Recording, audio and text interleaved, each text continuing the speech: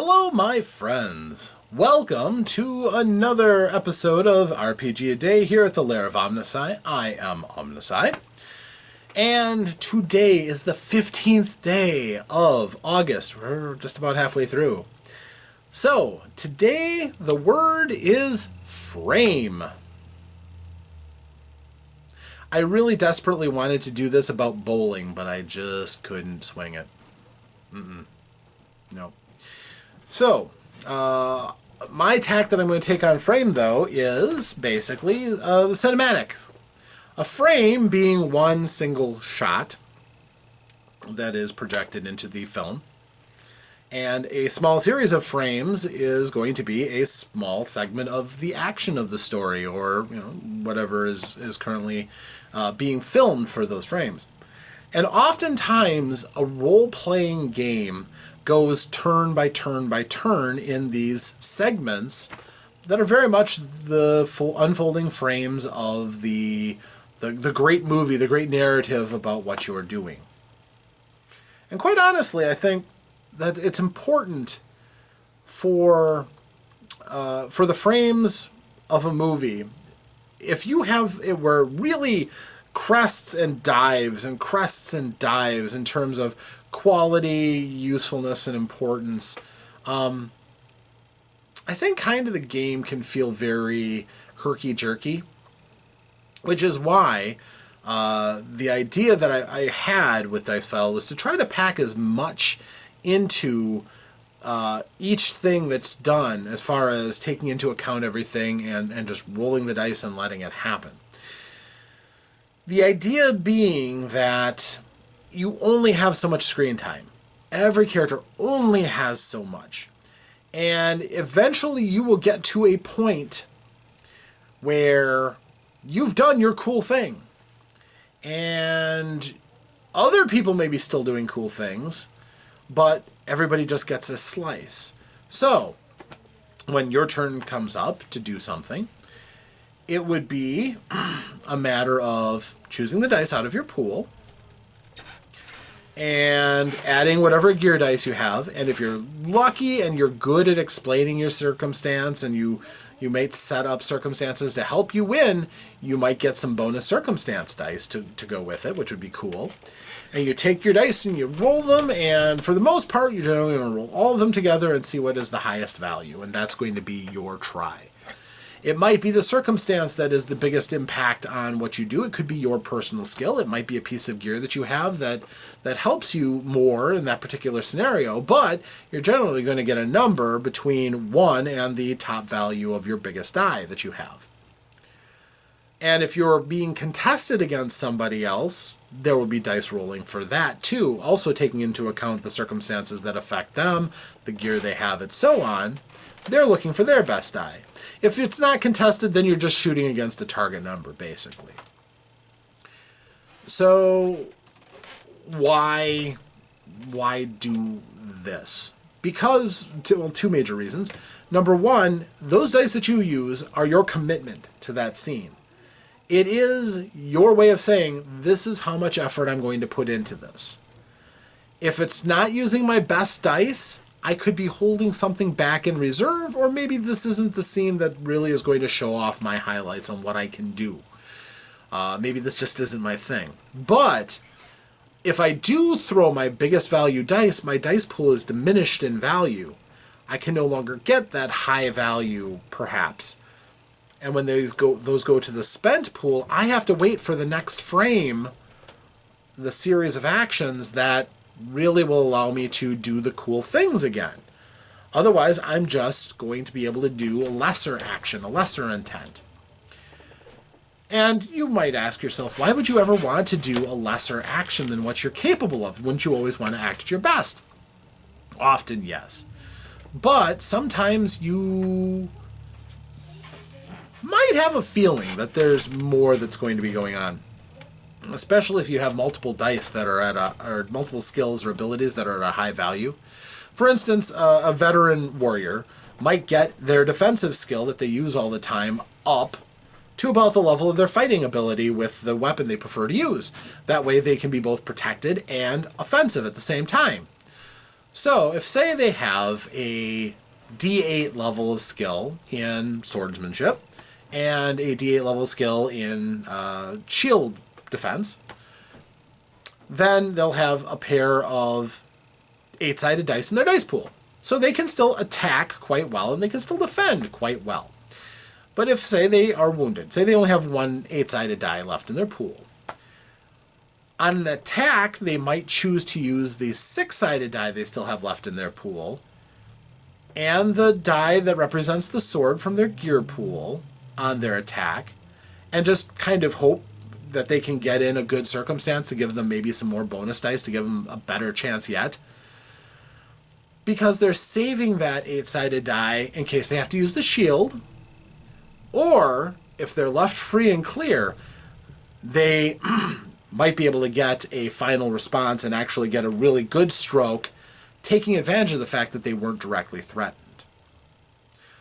So, these are opportunities that might come about by having a system where you spend your ability to do stuff, because you can choose the import of what you do and save some of your potential to be really awesome at something further down the road. If you've ever seen a movie where you've seen a person who takes on, against most sane odds, they take on a number of foes or a very powerful foe, and you constantly see them do these amazing defensive moves, they're putting all their focus into that, less so against doing other things like combat or observing things, maneuvering their opponents, intimidating, things like that. So they are still doing the cool things. It's just their cool thing is keeping their blood inside their body. And that's perfectly viable in Dice File. You can do that. You aren't always going to be able to do your best effort on everything, so it's important to keep in mind that you might need that die for something else and maybe not use your best right away. The other option, too, is to use it possibly if you're going to feint. If you are facing a foe with a very, very strong defense, you might actually try to use a lesser blow, draw their attack, and maybe your gear will actually help you out and make you actually deliver a powerful blow, even if you didn't put a lot of heart into it, just a glancing wild swing, for instance. They might throw their best defense up at it, and then maybe they're going to have to use a lesser roll when they defend against your inevitable counterattack. You can keep acting as long as you have your highest value die still in your dice pool. So if everybody agrees that they're exhausted in their pool and they are done for the round, everybody then gets to refresh and you start the next round again. But if somebody has purposefully left behind their high value die, they can have an opportunity for another action when everybody else has finished. The other people can still use the dice they have in their dice pool to react to such a thing, but yeah, that's generally how one frame ends and another one begins. And quite honestly, sometimes a group may really want to be ready for anything and leave that high die value, even allowing the next frame to occur, because there's the possibility that somebody could be sitting there waiting for them to stop and hope to attack them when they aren't expecting it. So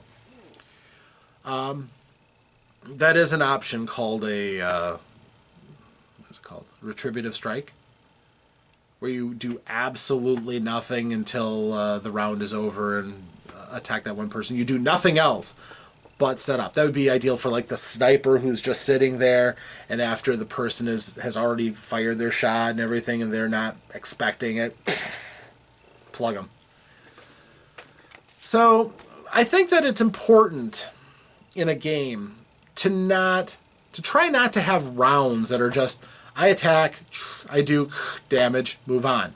I've seen that too often in Dungeons and Dragons, and yes, a good game master can avoid that to a certain extent by keeping their dialogue interesting, by keeping things exciting and fresh in terms of description, in terms of making sure things are constantly happening around the characters so that they don't get bored or feel like they can just phone in an effort. But it does take away from the overall energy of the group. So if the player then is thinking as they figure out what they're going to do. They'll already know they have a gear die for whatever they're going to do if they're using a piece of gear and what they're trying to do. They may hopefully get coaxed out into some nice narration to try to get a circumstance die to help them out. Again, remembering lots of dirty tricks. Try to get the sun at your backs in your foe's eyes, or try to get the high ground. Just basic things. And maybe they can get a circumstance die for that. And then they figure out, how much effort am I going to put into this attack? What dice do I have? What else could I use those top dice for? Or maybe I just want to use something for a bare minimum effort that maybe my gear will get me through, or maybe I'll leave myself open for a really good shot if everybody else does nothing. So I think it's got some potential to keep dramatic import on the various dice rolls. Very few times you're going to have dice that are just, go ahead and roll a die for whatever reason. The only things are going to be basically for lore and perception. And if you don't like perception dice rolls, you don't even need that. You can always evade the use of things like that by just listening to the players and seeing what they reasonably would see and telling them.